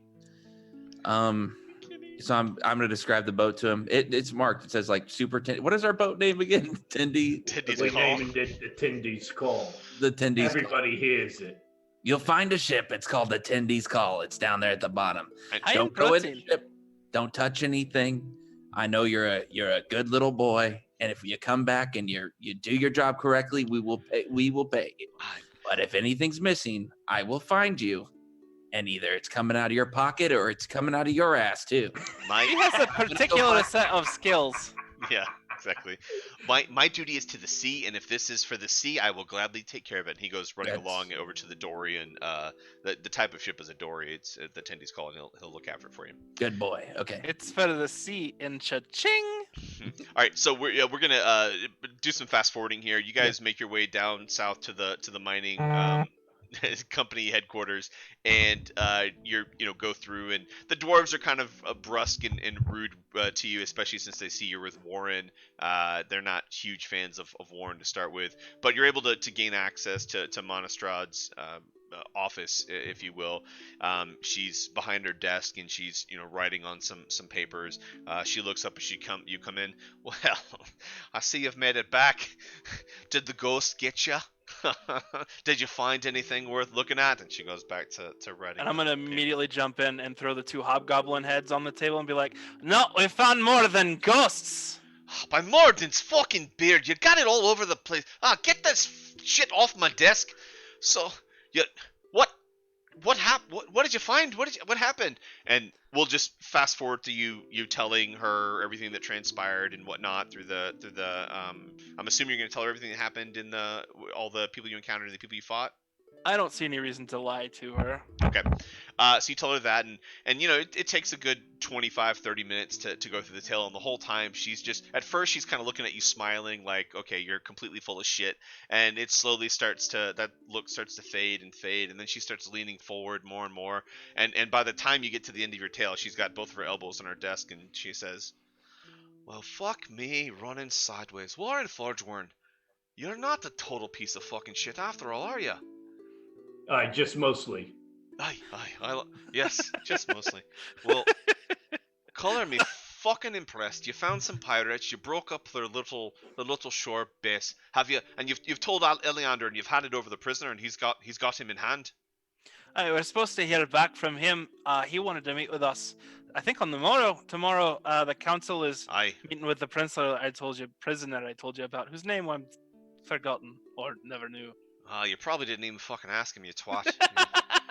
That sounds like me. Well, good news. Mostly a twat. As you all know, I sit on the council. I was granted as part of our expedition here, so I'll check in with the council in the morning and find out all it's about. If I recall correctly, we had a deal that if you look into the house and you come back and you report to me that it's not in fact haunted, I'd give you 25 gold. I believe that was what the deal was. Madam, but I believe circumstances are somewhat extenuating, as it were, where we did go and check a house. However, there was nothing about scores. Need I say this again? Scores of pirates that had to be dusted out of that hive of evil. And that's true, on top of the fact that what you owe us is 10 times what you just promised. Oh, yeah, the conversion rate of the Honen coin versus the Steelbreaker. I get it confused sometimes. You're right. That was Lee. Make a deception check for me, please, on the scores. Roger. Trying to cut our shit down by 100%. Now that is a goddamn mug, Devin. That's great, man. I think it's metal on the inside, right, Devin? Yeah. Oh yeah. Oh, that's great. Yeah. Mine's wood the whole way around. Oh, that's a 24, sir. I do recall we had agreed upon 200, but if clearly you were fighting off scores of pirates, one, I can't abide piracy of any sort. It's a scourge upon the honest trade, and I want nothing to do with it. So I appreciate you clearing the ways, and I'm assuming this is just a sample of the damage you wrecked in the house there. So I'll gladly pay you the 250 gold. And we'll call it square. And she Whoa. So we corrected an accounting error, and then you've agreed that this is above and beyond. Clearly, either Warren here needs some type of a benefit on top of this, or the rest of us need our recompense. So, how about this? Tomorrow, when we meet with the council and we find out what this prisoner, whose name you didn't get, which, by the way, if you're going to get into this business, you really need to get better at this. It's not all swords and shields. Sometimes you got to talk to folk. I'll talk to the council and I'll put in a good word for you, and we'll figure out what we're going to do. As recompense, one of the ideas that comes to my mind is that we grant you the house and the surrounding lands. If for no other reason than someone that is at least not a pirate is overseeing that property. Oh, that sounds fantastic. I mean, It does sound quite nice, madam. That'd be Perhaps enough we for the could house celebrate. that's down. It is not up to code, so we would definitely we're going to need some funds here, and perhaps we could celebrate over a toast. Do you enjoy brandy, love? Aye. You know, a dwarven woman likes three things: the sound of the hammer on an anvil, the tug of the good dwarf's beard, and brandy. Well, as you can see, we are a streamlined folk, us sea elves. Not much need for the facial sweaters. So perhaps I could entice you with a gift. Oh, And if you are thirstier than what this gift could come, perhaps you could buy me out of the rest of my lot as it comes from our lands. well, let's look at this gift, and I fucking hope your gift isn't as messy as his gift. And she's sort of still wiping the blackened goo from the hobgoblin heads that's on her desk.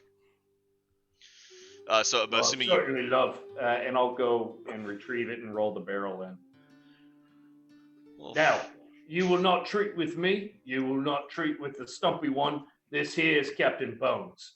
He is Aye. the captain of the Tendies Coal, and we'll be heading on negotiations from here. We expect that you will treat him with honor, and that you and your council will understand the power of his station. I mean, that's bold talk you have there. I'll tell you what. Fuck me running sideways with a halberd, but if that isn't the brandy that the wicker goat carries, I can It see is. the brand on the side. How did you come about that? Is that what you found in the caves? Yes. Oh God. Do we want to tell her? We told her everything, so I assume that was already told. But She's treating with you. okay, cool. At the moment, we just came upon it. At the moment, I don't really want to divulge where we got it or how we got it, but it's ours. So I was wondering, what does a barrel like this go for in these parts? Well, To you? you know what? If you came upon it, what I would encourage you to do is perhaps take it to Lankus. He would give you a much better price than I would, and I'd quite honestly, I wouldn't feel right taking it off your hands. You seem like good lads, and you've done what appears to be a proper and cleaning out the house to the east. But I certainly would encourage you to stay on the right and true, and sell this back to Lankus at a price that he feels is fair. And I'm assuming, since it wasn't coming his way anyways, that he'll pay you proper right for it.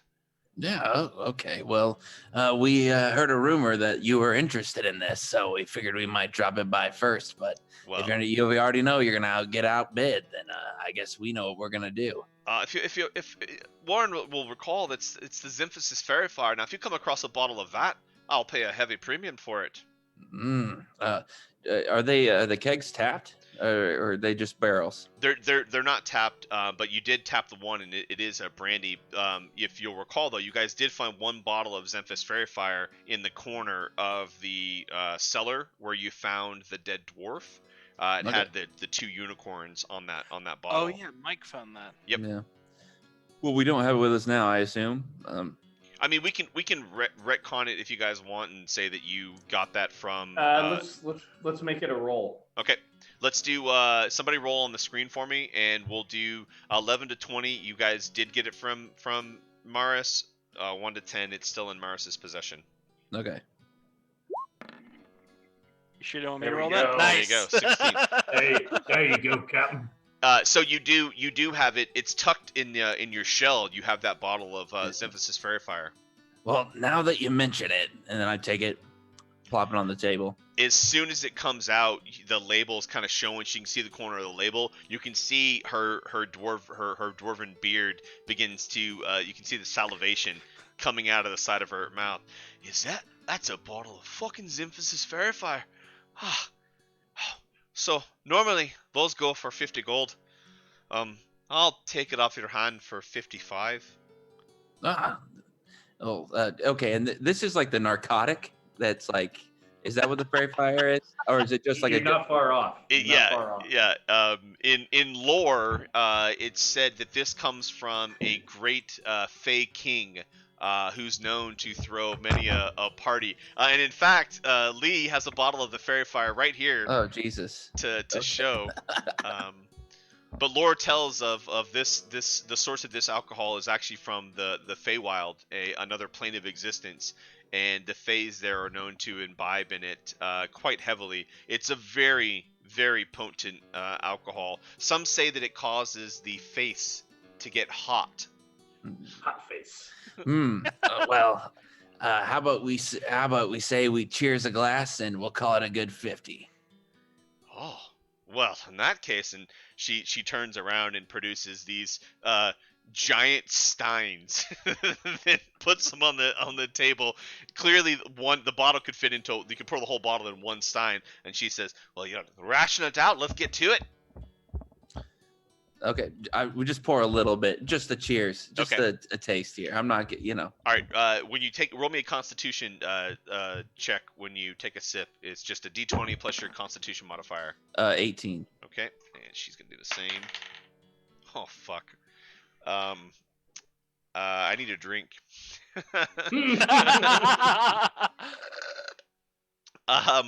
So yeah, let's see. You put the steins down. You pour a little bit of the fairy fire. When Monastrad takes it and she sloshes it back, and big giant gulp. She slams your glass down, and she kind of looks at you, and the look of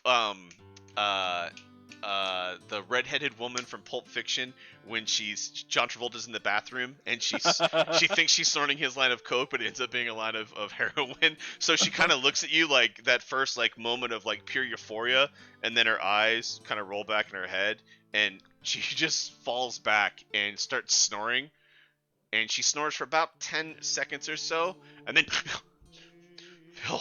by the fucking gods, I love me some Zemphis Fairy Fire. What were we talking about? You're just about to pay us.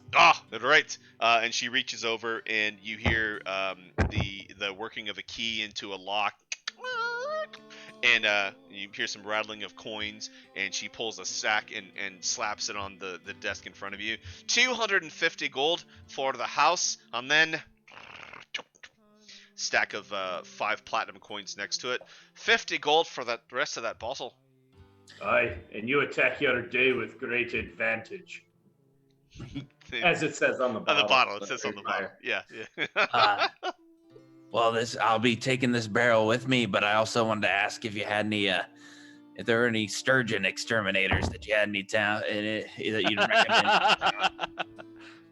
I don't have any of those. But I will talk to the council in the morning, and I'll share my proposition about giving you the property of the house. That'd be fantastic. We might just have to burn that whole fucker down anyways. What you do with it is up to you. It's better that you take care of it, because if one group, that fairy fire's got a afterbite, Tell me about it. I'm about to go hide in my shell here. Does that mean something different to you?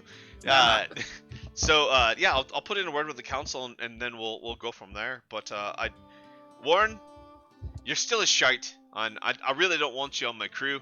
The Forge Warren, you bring a curse with you. Those around you, it's a bad name, a bad omen. As it were, madam, you're speaking to a crew member of the Tendies Call, reporting here to Captain Bones. I appreciate it, as if you would address him with such honor. Right, you're a proper right shit. And I do appreciate what you've done, but I think it's best that you find work outside. And from time to time, I probably have some odd jobs. I'm definitely going to be setting out the road crews soon. And if you can handle hobgoblins with such ease, clearly you're better with that axe than you are with your smith's hammer. And we can definitely find some work for you, I'm sure. So I'll talk to the council on the morrow, and then from time to time, why don't you check in with me? I might have a job or two for you. Yeah, well, if it continues to go like this, I'm sure we're going to be doing business in the future. Much obliged. Aye, that's good day to you. And I don't have much to say to her. I'm just gonna walk out. And as you guys are walking out, you can hear the pop of the cork and the pouring of a liquid into a stein as you close your door and you guys make your way out. Tight. So it's around lunchtime on Tower Day on Tuesday. You guys have until midday the following day before you're to meet with the council. So what do you guys want to do with the remainder of your day? Captain, I recommend we head down to the Wicked Goat, see what kind of haul we can make on the rest of this brandy, and then, then it's time you rearrange that Tusspot's face. Yeah, I've been thinking about it all day. Yeah. Yeah, maybe we'll say hi to Carl on the way there, see what his reaction is, seeing another one of these barrels come by. Right. Let's head over there. Cool. So you guys make your way over to the Wicker Goat, and it's a fairly standard crowd in the inn. There's 5 or 6 people there. Lankus is at the bar. You guys come in and tell him that you have the barrels. He shares with you that typically he pays 10 gold a barrel, but he hasn't got this brand in a while, and clearly since it's Carl's ship, the Strumpet, that had delivered it, and they're not going to be delivering it anytime soon. He's willing to pay you 13 gold a barrel for the remainder of your stockpile. Do we know Carl's reaction in seeing us bring the barrel by? Carl's still not. He's not in the goat. He's still outside in the bushes. And you guys can certainly go out and talk to him. But I am sure he would be excited about having his favorite. Captain, prior to us taking this in, do we want to approach Carl as a way for him to start gaining some honor again, or do we want to make this solely ours? Well, we're talking about 208 pieces of gold for the 16 barrels. Very good mathematics skills, sir. That's what turtles are known for. Very much, yes, sir. That's how we navigate. That's why I'm the first mate. It's my mathematical skills. Oh well, that's how I was first mate, but he's the fucking captain. Don't yell at me about it, okay? No, I was talking to the stumpy one. Sorry, sir. Look at me. There's a woman walking down the street that looks clearly he's the captain. Yes, and she scurries on. It's canon. A ship that has a turtle navigator is a ship that doesn't sail into rough waters. This is known, Jon Snow. Mm-hmm. The way I see it is, giving Carl these barrels, having it taken up there and redeeming himself, and maybe we'll get a cut of the gold there too. Is it worth it? Or making new allies in this town that we've never been to? Or do we just want the gold straight up when we just made, a lot of gold anyways? Well, I'm just wondering if this isn't a way to redeem an old soul. Yeah, I feel that his speech that he gave the other night, it might just been the booze that I was drowning in, but pulled on my heartstrings too. And not that anyone asks me, but for the things I pulled off the dead guys, pretty sure I can sell that back at old Jask's place for a cost. So I'm not too worried about gold at this point. Yeah, I'm not feeling it either. And I think new allies in this town that we're in, it might be more valuable to us than just some gold. To be clear, though, you're trying to recruit a drunk for your ally. No, not Carl. I'm talking about the crew of the Pussy Willow. What the fuck? The Strumpet.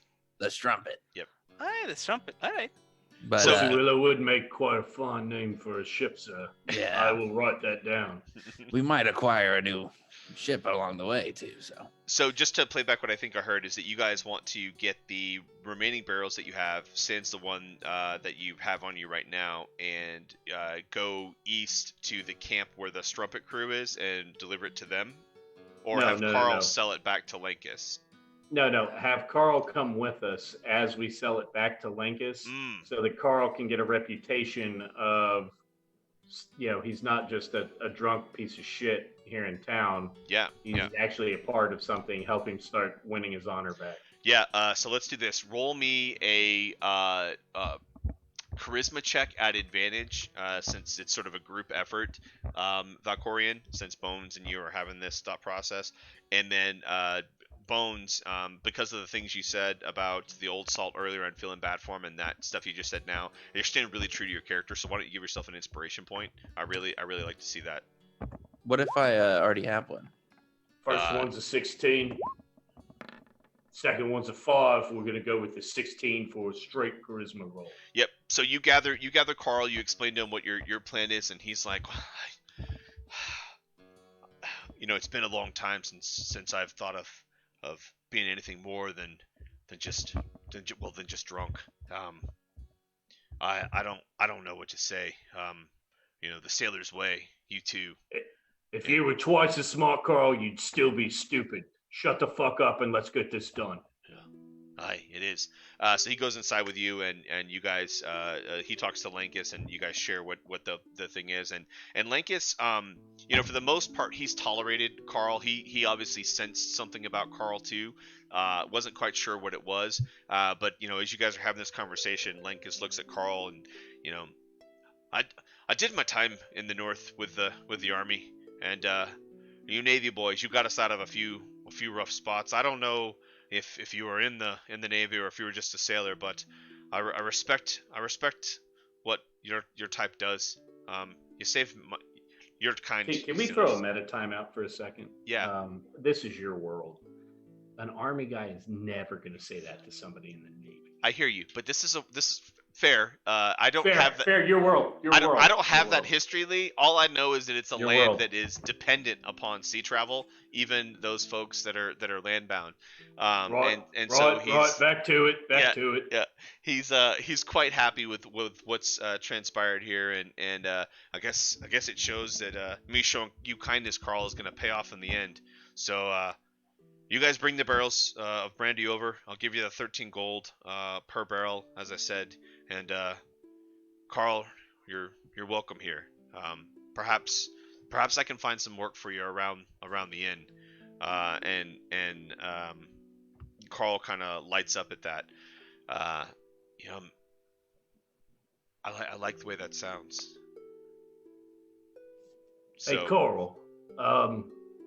Since you're all surfaced up here and not at the bottom of a tankard, what can you tell us about this individual within the town's guard? How does he fight? You've probably seen him get into a scuffle or two in the few weeks you've been here. How does he fight? are you talking about Craddock? Aye, that's the one. Craddock is a fighter of some renown. He won the champion of the Tournament of Champions 3 seasons in a row in the capital of Honan. He's quite the fighter. I'll let you in on a little secret though. He's got a bum left knee. Very good. Very good. You're a good shit, Carl. You're a good shit. Oh, A that soggy one.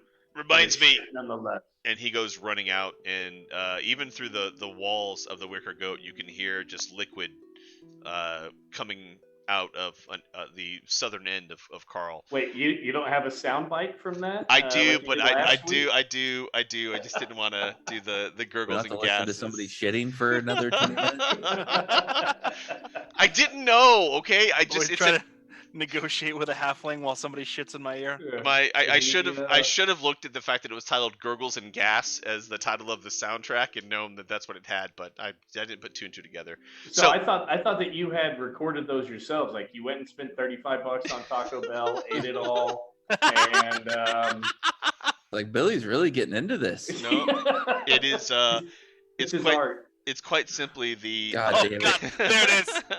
Shit. It's the soundtrack from Sirenscape for Gurgles and Gases. It's well done, Sirenscape. Carl heads off. Lankus gives you guys 208 gold. So I need someone. I don't care how you guys are going to split it or whatever, but you have 250 gold from Monastrad, plus another 50 from Monastrad for the Fairy Fire, and then 208 gold from Lankus for the casks of brandy. So after you guys ferry, 508. Yep, you guys ferry it back and forth. It's coming up on 20 till 6 or so at this point with all the travel back and forth through town. Was there anything else that you wanted to do before the 6 o'clock hour and going to fight Craddock? Nope. Yeah, go ahead. I did want to stop by. I don't think it'll take long. We can do it off screen if you need to, or if that makes sense. I think it probably does. But just sell the crossbow I had. Probably hold on to that long sword because I haven't inspected it yet. The scimitar that I have, and the extra shield. Yep. Shoot me a note or post it on Discord, and I'll give you what you make off of those. Sounds good. Yep. So it's approaching 6 o'clock, and you guys make your way over to the barracks and jail. I'm assuming. Yep. Yeah. Right. And as you come around the corner again, Craddock is like he's fighting with a shadow boxing, but like with the way the sun is, there's no shadow, so he's just kind of like it looks like he's just dancing in place.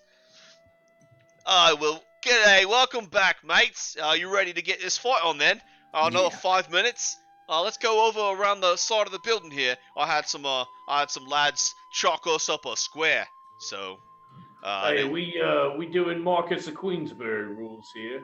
Oh, absolutely, yeah. Well, yeah, and he's absolutely confused and has no idea what you're saying, but he's agreeing to it, whatever that means. You get the sense that Craddock isn't the sharpest nail in the shed, but he's a nail. That's for sure. He's not the sharpest knife in the drawer, but he'd make a spoon awfully jealous. Oh, let's not talk about spoons. I love spooning. I love spoons. You go around the corner, and there's a little. It's about 10 foot by 10 foot square that's been marked out in the dirt, and there's a few guards that are kind of milling about, and as they see you guys moving towards the square, they kind of start nudging each other, and then they line up on the edge of the square. Craddock steps inside. He takes his maul, puts it on the outside of the square, takes his helmet off, puts it on the outside of the square. Well, we doing this with armor on or not? Oh, no armor, of course. So he takes his armor off, and he's down to, you'd call it a loincloth, but really it's just a flap of cloth hanging over, and the cloth isn't quite long enough, if you catch my drift. So he's essentially standing there almost nude, and he's like, let's get this on then. Wait. You get into the dance before the music's even started. And with my cloak of many fashions, I want to almost do like the ticker tape as it goes across, and it's Doom cometh for Saltmarsh, Captain Bones, undefeated, and start listing out just random achievements as he's going through. Now, as this is a hometown fight, betting will go 3-1 for the established champion of Saltmarsh against his challenger, the Doom of Saltmarsh, Captain Bones. All right. So he steps in the ring. He cracks some knuckles, and he's got his fists up like this, and he's ready to go. All right, let's get it on.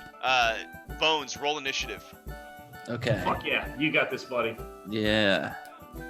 I believe in you. You brought the butter, right? Oh, fuck. Shit. Dude, that was so 19 for like the longest time. Okay, inspiration. I'm using my Okay, inspiration. that sounds There good. you go. Okay, but you only get one inspiration at a time? Correct. Okay. Might as well use it. Here we go. Get these bad rolls out of the way. There we it is, baby. Nice. All right, he rolls. All right, so you get to go first in the round, and it's a 10 foot by 10 foot square where the ring is, and he's on the opposing end, and he's got his fists up, and he's waiting for you. go. Okay. I'm gonna move in close to him, and I'm gonna. What am I gonna do? Okay, gonna move in close. Well, actually, I'm gonna run at him. Here's what I'm gonna do. I'm gonna run at him and then jump, and then retract my body into my shell and aim for his bum leg. Oh shit! All right. Roll me a dexterity attack, a dexterity-based attack. So roll a d20 and add your dex modifier to that. Okay. 16. Oh, that's plus. I think it's +2 for you for your dex. Oh, my dex was 0. I thought. Oh, Bones. Oh, your dex is 0. Well, it's meter beat, and he has a 16 AC with armor, but he's not wearing his armor right now, so it's even less. So, all right. So yeah, you go short little sprint, and your legs like, and you go into shell form, and you aim straight for his knee, and you're able to hit his knee. Roll me a d6, please. 2. Ooh, good. That was a perfectly it was timed. well timed. That really was. All right, he's gonna make a dex save. Ooh, and he rolls a 2.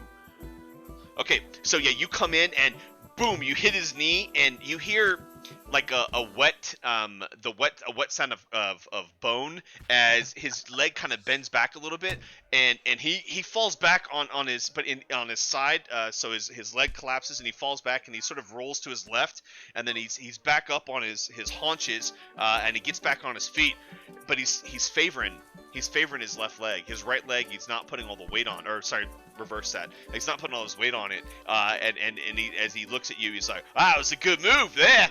You ready for my turn?" Anything else you're doing?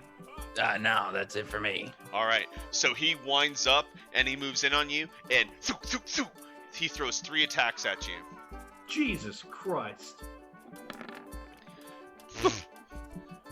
So he is a 9, a 12, and a 23. I think your base AC is 14, isn't it? You're 17 because you don't wear armor, right? Yeah. Yeah. Yeah. So one of them connects, and he swings to the right, he swings to the left, and then he comes down and down on you with his follow-up right hand onto the top of your head, and that is going to be. Oh, so yeah. He hits for 4 points of damage on the top of your head, and you can sort of your teeth chomp down, but luckily you have flat turtle teeth, and so they just kind of hit in your jaw, and you hear that sound as your teeth clamp down, and then he sort of steps back. He's like, "Oh, let's get it on then." Okay. It's now my turn. So I guess man, what would I do here? So I guess I can attack with my hands. Can I bite too? Like I'm a fucking turtle. I don't know what to do. Okay, I'm just gonna swing at him back. I'm gonna go. You have claws that you can do 1d4 plus 4 slashing damage with your turtle claws when you come in for a melee attack. Okay, and when it comes to this, I'm not trying to kill the fucker, but Totally. Yeah. Like I'm gonna lightly use my claws or use them in a sparringly way. Totally. Okay. Yeah, you're not going for vitals. You're going for like flesh wounds. Understood. Okay. Yeah. So okay. So I'm doing that. So I'm attacking now. Yep. So you come in with a punch, and both of his hands, he just kind of throws your hand off to the side, and he's like, "Boy, I've got to teach you a thing or two. You've got good raw material there, but I've got to spend some time with you and show you how this is done." Anything else? Do I have a bonus action? You can bonus action multi-attack, of course. Okay, so I'll do my other one. Okay. Does he have to be raging to do that? No, he can No. multi-attack Okay. no matter what. As a bonus action. All right, so that's a hit. Roll. You get it's 1 plus your strength modifier for damage with a melee attack. So that's yeah. gonna be 5 damage to him.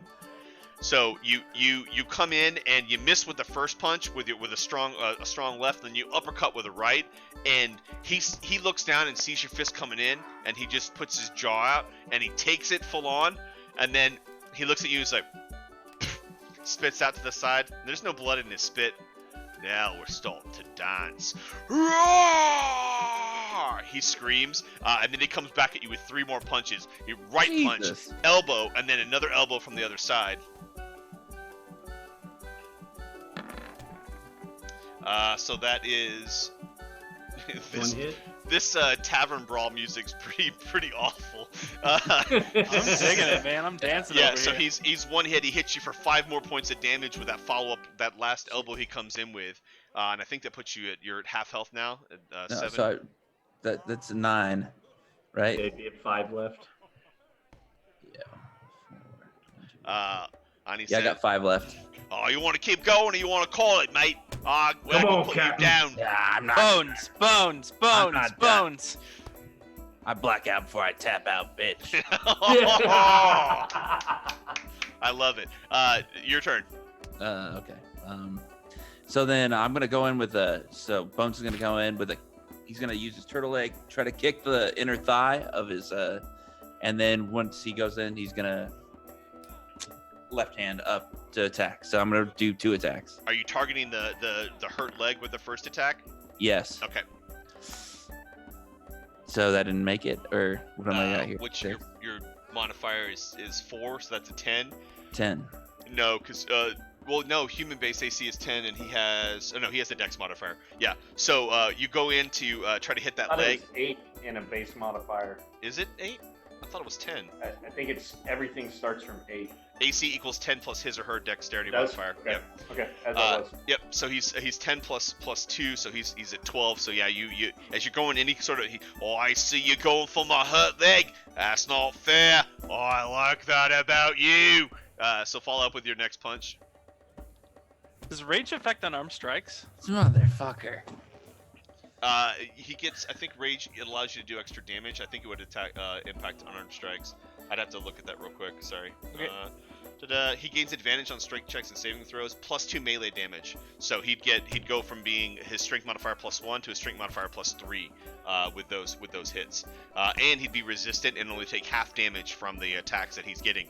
So you miss that punch, and he's like, "Oh, come on, Bones! I thought you were a fighter. Why don't you get fucking pissed? Come on now, I'm waiting on you." And he's gonna pass his round, and he's got his fists up. "Get angry, you fucking turtle! What are you, a Triton? Are you a goddamn sea creature? Come on now!" So I'm raging. Ah, there we go. Yeah. All right. So that's your bonus action to Rajay. Now make your attacks. Okay, cool. So that's a hit for the Oh, first yeah. one. Let's yeah, go to and I'm doing the same attack. Well, Is this the leg attack again? this is the leg attack, going back to the left. Okay. Roll the so it's 2 plus, so that's going to be a total of 4 plus 3. That's 7 damage to that leg. He's going to make a dex check. It's not good. He's plus 2. What is this? It's plus 2. Okay. Yeah. So this again, you hit that leg, and the same thing. You can hear the cartilage actually pop out of the knee this time, and it wobbles to the side, and he's like, oh, fuck.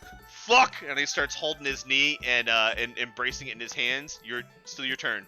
Okay, so when he puts his head down to grab his knee, I'm gonna put my head back in my shell and then go up and headbutt him. Oh yeah, so like put and then pop out at the end there. Yeah, All right. exactly. All right, make an attack. Oh fuck. God damn, these rolls suck. 12. Yeah, that's a hit. It's meet or beat. He has 8 plus or 10 plus 2 is 12. So you hit and you come up with your turtle head and you catch him right underneath the jaw as he's bending over, and you do 7. Hey, that was perfect timing again. You catch him right underneath and it pops back, and when he looks down at you, he's he wipes some blood off the side. That's what I'm fucking talking about. Oh, I really like you. And he takes both of his hands and he smacks them against the side of your head, like a thunderclap with one 2 hands. and that's a hit. Oh. And he hits you for, let's see, 4 plus, what was it again? Melee attacks? Oh, he hits you for, yeah, it's straight 5 points of damage. Sorry. Cut in half. Is that a 2 or a 3? Oh, so halved. It's round down every time, so that's 2 points of damage, and you're raging. Yeah. So that was his first. He claps, and you look up at him, and you got sort of a sardonic smile on your face. Oh, you are fucking angry, aren't you? And he comes in with an elbow on top of you. Damn. A better hit with that sound, and he hits with that. That's another 5 points of damage, round down to 2. And with his last attack, he grabs the back of your head and smashes it into his knee. But you feel his hand, you see his hand coming from the back of your head, and you tuck it into your turtle shell, and he whips it air. He's like, "Oh, you're real fucking good. Oh, I like this. Your turn. Come on, you." Okay, so I'm just gonna straight up go punch into his leg again because Okay. now he's forgetting about it. So Yep. Here we go. My roll's gonna be good. It's gonna be 20. Yeah. We're not even gonna roll damage. Devin, explain to me how you target this knee. So I pick up my arm and I'm thinking I'm gonna go like right over the kneecap, like just push it down, like to try to break it in half. I'm trying to like push the knee backwards so that he unicorns or like raptors it, Yeah. so he's like a dinosaur. Yeah, That's what I'm going So for. as you start pushing on the knee, and you're seeing it give, and it's just at the point where it's about to pop, and he starts smacking you in the back. All right now, tap out. We good. All right, stop, Bones, stop. Okay, and then I'm like, okay. Then I come to because I don't want to kill him, but I'm still pissed, and Yeah, I'm yeah, just like, Sweep like- the leg. Yeah, then I just do a spin and with my tail just nice. sweep it. He's kind of leaning over, and you can hear him like, all right, you've got some salt in them fucking bones. Get in here, and he comes in for a hug.